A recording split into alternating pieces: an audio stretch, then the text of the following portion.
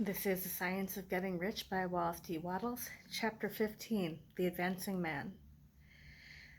What I have said in the last chapter applies as well to the professional man and the wage earner as to the man who is engaged in mercantile business. No matter whether you are a physician, a teacher, or a clergyman, if you can give increase of life to others and make them sensible of the fact, they will be attracted to you and you will get rich.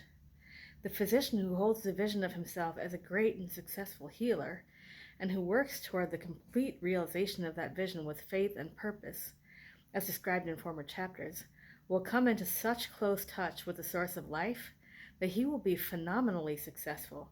Patients will come to him in throngs. No one has a greater opportunity to carry into effect the teaching of this book than the practitioner of medicine. It does not matter to which of the various schools he may belong, for the principle of healing is common to all of them, and may be reached by all alike.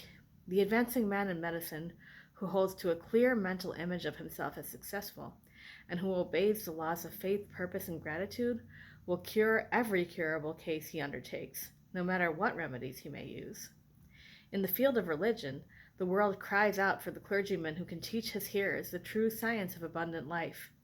He who masters the details of the science of getting rich, together with the allied sciences of being well, of being great, and of winning love, and who teaches these details from the pulpit, will never lack for a congregation.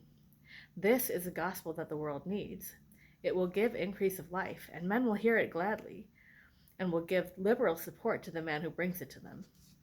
What is now needed is a demonstration of the science of life from the pulpit. We want preachers who can not only tell us how, but who in their own persons will show us how. We need the preacher who will himself be rich, healthy, great, and beloved, to teach us how to attain to these things, and when he comes, he will find a numerous and loyal following. The same is true of the teacher who can inspire the children with the faith and purpose of the advancing life. He will never be out of a job, and any teacher who has this faith and purpose can give it to his pupils. He cannot help giving it to them if it is part of his own life and practice. What is true of the teacher, preacher, and physician is true of the lawyer, dentist, real estate man, insurance agent, of everybody. The combined mental and personal action I have described is infallible. It cannot fail. Every man and woman who follows these instructions steadily, perseveringly, and to the letter will get rich. The law of the increase of life is as mathematically certain in its operation as the law of gravitation. Getting rich is an exact science. The wage earner will find this as true of his case as of any of the others mentioned.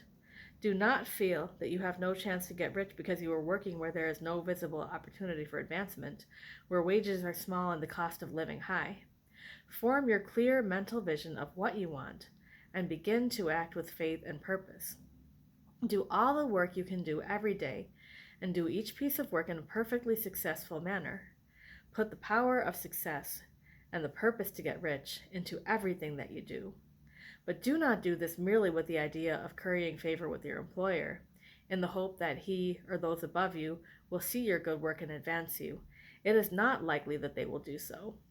The man who is merely a good workman, filling his place to the very best of his ability and satisfied with that, is valuable to his employer, and it is not in the employer's interest to promote him. He is worth more where he is. To secure advancement, something more is necessary than to be too large for your place.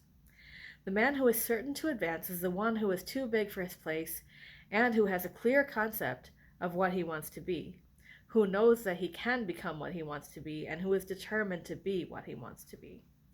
Do not try to more than fill your present place with a view to pleasing your employer. Do it with the idea of advancing yourself. Hold the faith and purpose of increase during work hours, after work hours, and before work hours.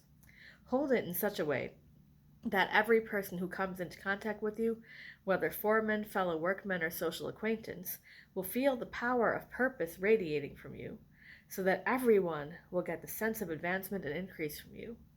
Men will be attracted to you, and if there is no possibility for advancement in your present job, you will very soon see an opportunity to take another job. There is a power which never fails to present opportunity to the advancing man who is moving in obedience to law. God cannot help helping you if you act in a certain way. He must do so in order to help himself. There is nothing in your circumstances or in the industrial situation that can keep you down. If you cannot get rich working for the Steel Trust, you can get rich on a 10-acre farm, and if you begin to move in a certain way, you will certainly escape from the clutches of the Steel Trust and get onto the farm or wherever else you wish to be. If a few thousands of its employees would enter upon a certain way, the Steel Trust would soon be in a bad plight. It would have to give its workingmen more opportunity or go out of business. Nobody has to work for a trust. The trusts can keep men in so-called hopeless conditions only so long as there are men who are too ignorant to know of the science of getting rich or too intellectually slothful to practice it. Begin this way of thinking and acting, and your faith and purpose will make you quick to see any opportunity to better your condition. Such opportunities will speedily come, for the Supreme, working in all and working for you, will bring them before you. Do not wait for an opportunity to be all that you want to be.